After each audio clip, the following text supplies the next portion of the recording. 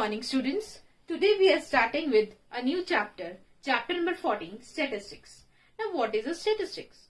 Statistics is a collection of data on different aspects of the life of people.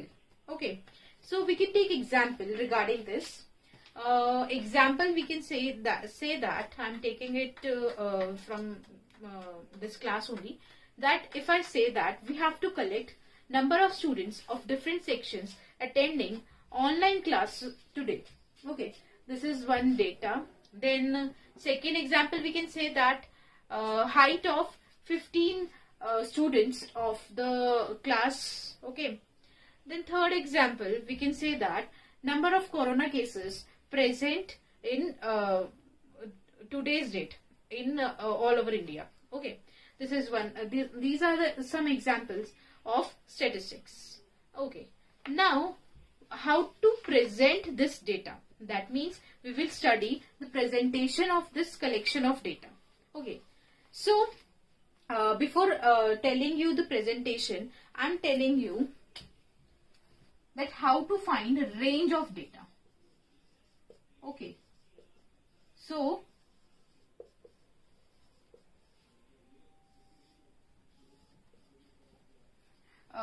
first I am telling you that how to find the range of the data. So how to find range? Whatever data is given to you, from that what we will do is that if we subtract highest value of data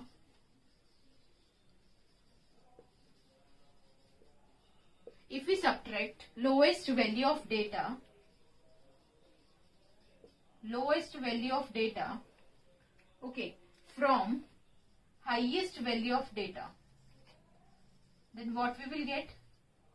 We will get range. So this is the formula of finding range of the data. Okay, so one of the important formula can come in 1 mark.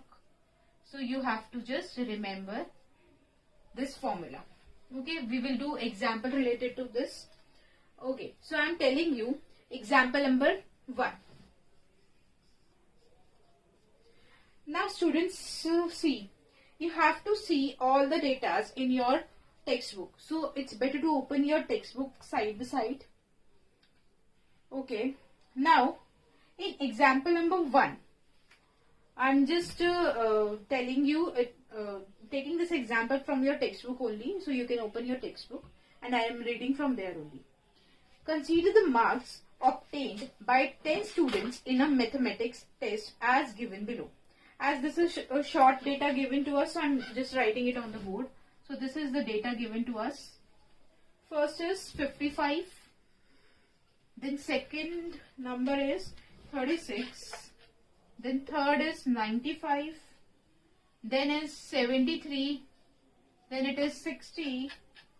Then it is 42. Then it is 25. Okay. Then is 78. Then it is 75. Then it is 62. So this is, if this is data given to us, okay, that is data is regarding 10 students in a mathematics test. Okay, these are the 10 students who have scored in the mathematics test. These are the numbers of 10 students who have scored in a mathematics test. Okay, now you can see that this is a raw data. We can say that this is a raw data. I hope everyone knows the meaning of raw. Okay, after that you can see that as it is a raw data, so we can't find anything from it. So our first step is to arrange this data in we can say that this is ungroup data also. And one more thing, that if we arrange it in ascending or descending order, then we will get the proper data. So our first step is that we have to arrange the given data in ascending or descending. It's up to you that how You have to arrange them. So I'm arranging it according to ascending order. Okay. So first number it will be 25. Then next will be 36. Then next will be 42. Then next will be 55. Then you can see that after 55 we can take 60, then 62, then 73, then 75, then 78, okay, and then 95. That means this is our first step, that whatsoever question is given, okay. So our first step is that we have to arrange our given data according to ascending or descending order. So I hope till here there is no doubt. Okay, so I have arranged it according to ascending order, as you all know. Now, if question comes that we have to find range from this example, now it becomes easy to find range, as we know that formula of range of finding range is highest value minus lowest value.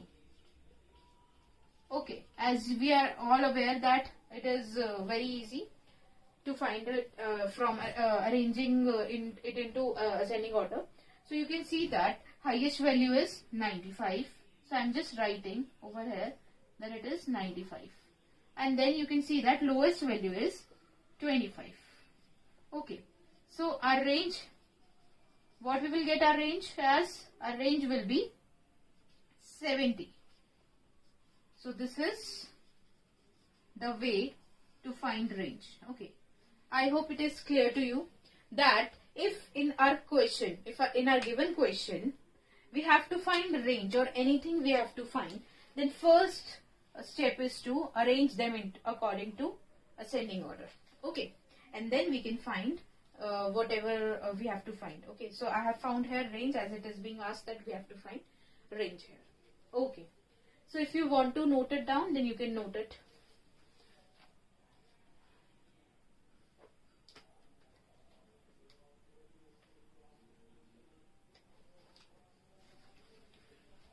Okay.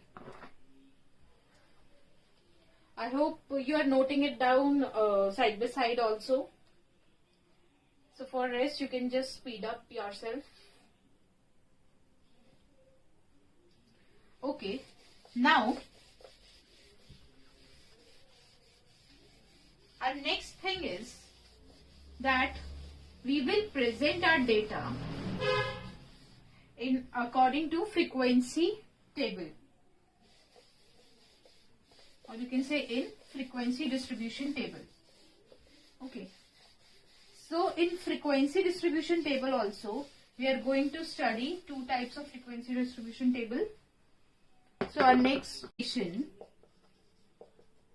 presentation of data according to frequency distribution table. Okay, it is according to frequency distribution table. Okay, now as I have told you that there are two types of frequency distribution table. First is ungrouped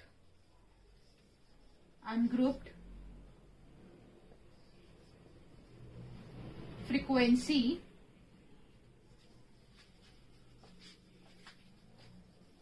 distribution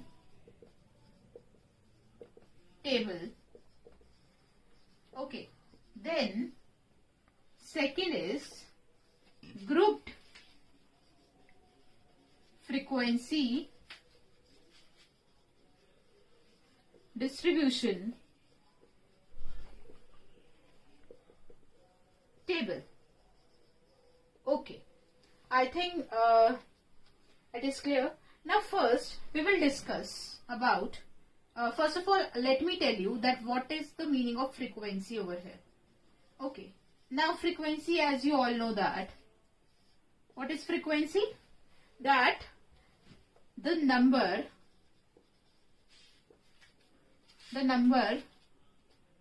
occurring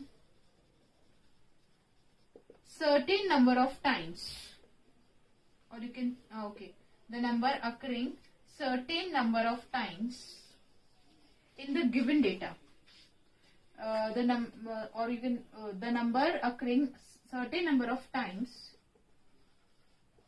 in a given data. Okay, that is known as frequency. Okay. So now, first of all, we will start with ungrouped frequency distribution table. As from its name, it is very much clear to us that ungrouped means those we have to just arrange a frequency distribution table in ungroup. Means we will not group our frequencies, or we will not group our data. Okay, and then we will just arrange them according to ungrouped frequency distribution table. So I'm just telling you first. I'm just taking ungrouped frequency distribution table.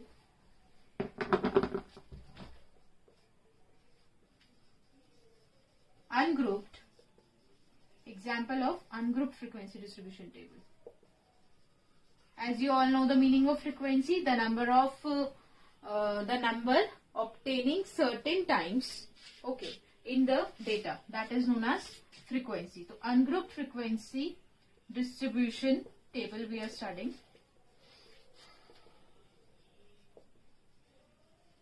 Now here I am taking one example from textbook only, then only you will be getting that what I want to say. So I am taking example from the textbook, that is example number 2. So you have to open your textbook, and then only you will be able to see the data given, because I can't write so much data over here. Okay, so you have to see it in your textbook. So I am just reading it out. So it says that consider the marks obtained out of 100 marks by 30 students of class 9th of a school. That means certain marks are given by 30 students out of 100 marks of class 9th. Okay. So what we have to do is we have to just arrange these marks into a frequency distribution table. That means according to ungrouped frequency distribution table. So you can see that what I will do first, I will just make a table over here. Okay. So you will write here marks. Then first column will be of marks. Then next column we will make it of number of students. Number of students. Okay. So here you can see that the students who are obtaining 10 marks out of 100.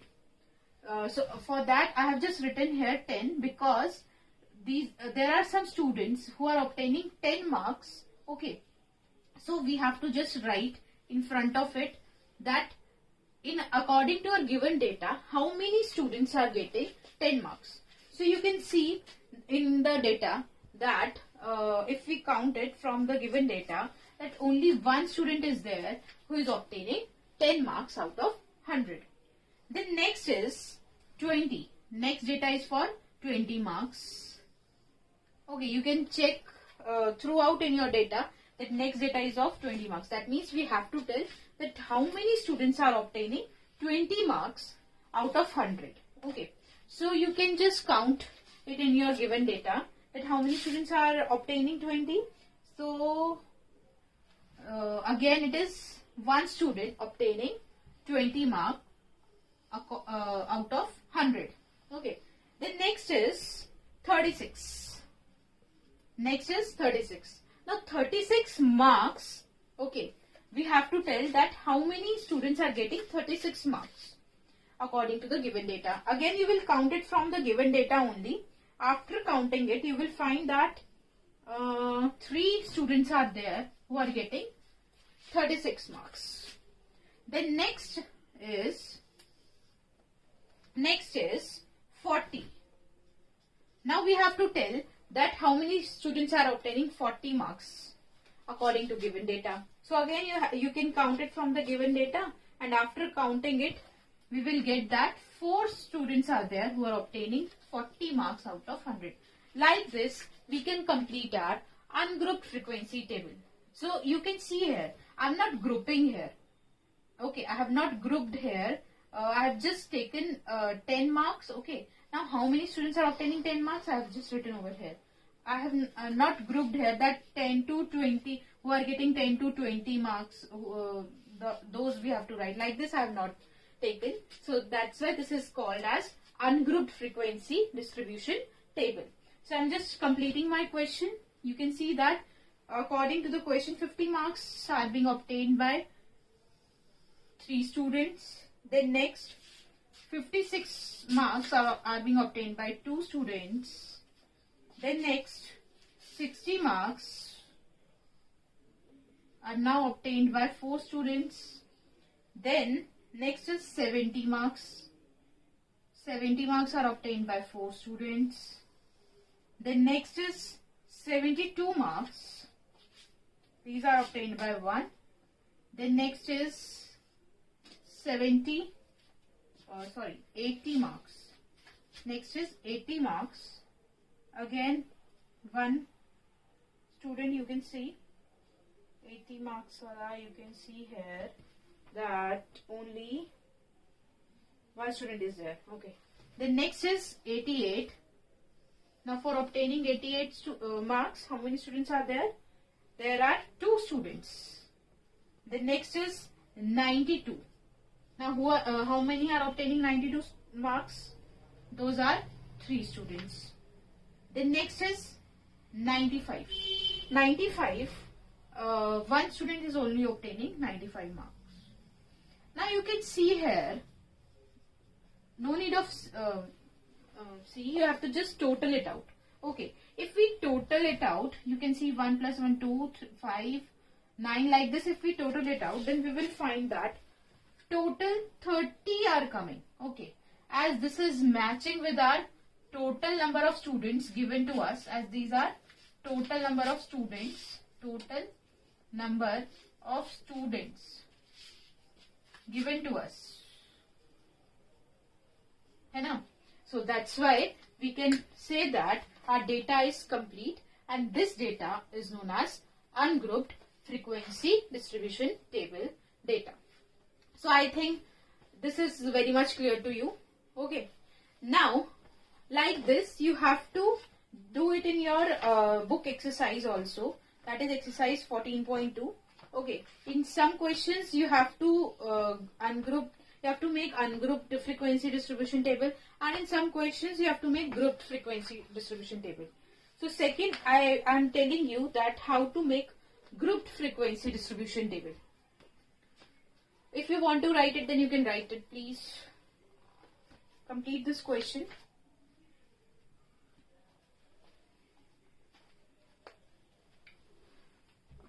I think you are writing it side by side also. So next is ungrouped frequency distribution table. Again, this is very important thing. This is the base of this chapter. So you have to see how to make grouped frequency distribution table. So second is grouped frequency distribution table. Okay. Now again I'm taking example from your book only. That is example number 3. Please look it in your textbooks. So it says that 100 plants each were planted in 100 schools during one Mahotsav. After 1 month, the number of plants that survived were recorded as given below. Okay. So as again this is very much big data given to us, so I'm not writing it on board. You have to see it from your textbook. I'm just making a grouped frequency distribution table over here. You can see. Okay, so my first column is of number of, as we have to see here, that number of plants survived. Okay, now next column I am making of number of schools. Number of schools. Okay, that is, we can see that we have to write frequency over here. Always you will observe that our second column is of frequency only. Now, in this type of table, okay, third column we will take it of telemarks, as you have already learned it in your junior classes. So, it is very much easy for you that how to make telemarks from frequency. Okay, now how to make grouped frequency distribution table. First of all, you have to see that our lower limit. Okay, in this two things are there. One is lower limit and second is upper limit. Okay, so and third thing you have to see is that whether class size is coming same in each and every data or not. If they are coming, means you have to select the data, that means you have to select the groups that in which class size are coming same only. So I am taking, if I will take this example, example number 3. So I can see here that my first data is 20. You can see here that our first data is coming as under 20 to 29. Okay, I am taking the gap of 9. You can see that my class size is of 9. Okay, I will tell you how to find class size, what is lower limit, what is upper limit. Okay, let me tell you first here. If I take my first group as 20 to 29, so we will observe that this is acting as lower limit. Okay, then this is acting as upper limit. Now always remember that in your data, always lower limit is always included, but upper limit is not included. Okay, so this will always be included in your data. This and in between these numbers, whatever numbers are coming in between these numbers and this lower limit will be included. Then next is how to find class size.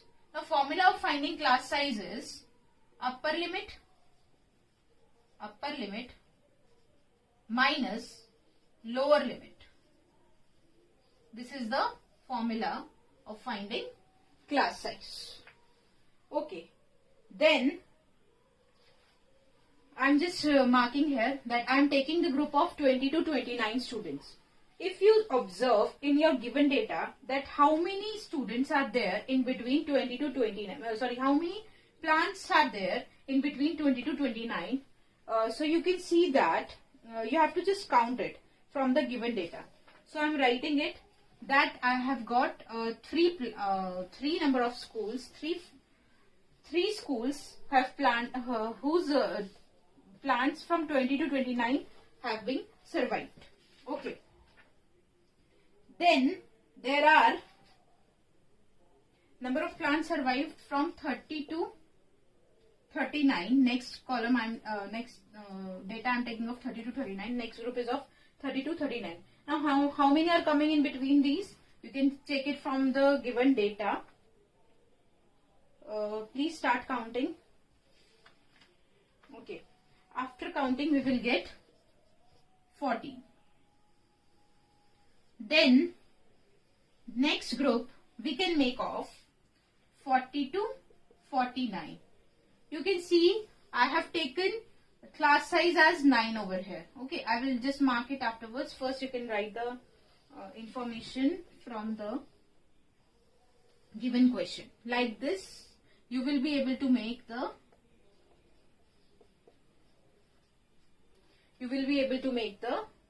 group frequency table. So you are observing here in 50 to 59 group, 8 schools are there, then 60 to 69 group. how many schools are there? 18. Then next is of 72, 79. Then next is of 82, 89. Then next is of 92, 99. Okay. So you can see if we do the total over here, then what we will get? We will get 100. So there are, it is being verified from here, as in our given question also, number of schools present are 100, and here also we are getting total as 100. Now how to make telemarks of these?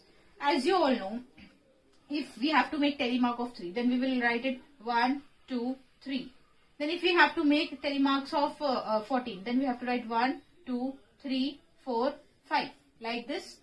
Then 6, 7, 8, 9, 10, 11, 12, 13, 14. Next is 1, 2, 3, 4, 5, 6, 7, 8, 9, 10, 11, 12. Next is 1, 2, 3, 4, 5. Sorry, 1, 2, 3, 4, 5, 6, 7, 8. Next is 1. Okay. Now you can see that 1, 2, 3, 4, 5, then 6, 7, 8, 9, 10, 11, 12, 13, 14, 15, 16, 17, 18. Next is 1, 2, 3, 4, 5, 6, 7, 8, 9, 10. Next is 1, 2, 3, 4, 5, 6, 7, 8, 9, 10, 11, 12, 13, 14, 15, 16, 17, 18, 19, 20, 21, 22, 23. Like this, you will be able to draw this telemarks. As you all know that how to draw, no need to tell. So like this you have to do this question. So these are two things I have told you, three things in fact. First is range, I have told you. Okay, then I have told you that how to present your data according to ungrouped frequency table and grouped frequency table. I hope these all things are clear to all of you. Now your homework is that you have to complete exercise 14.2. Okay, now listen, you have to do this exercise 14.2 in your notebook only. Whatever graphs we are going to make in next exercise, we will not use separate graph notebook. We will use this notebook only. We will maintain one notebook only. Only what we will do is, in whichever question graphs are required, we will just cut and paste it in your fair notebook. Okay, so you have to maintain this notebook only for the statistics. Wherever graphs are required, we will just paste it according to the questions. So your today's homework is, so I am writing over here, homework for today is that complete, because it is easy also, you will be able to complete it. Complete exercise 14.2 in your notebooks. If there is any doubt, then you can take it. Thank you.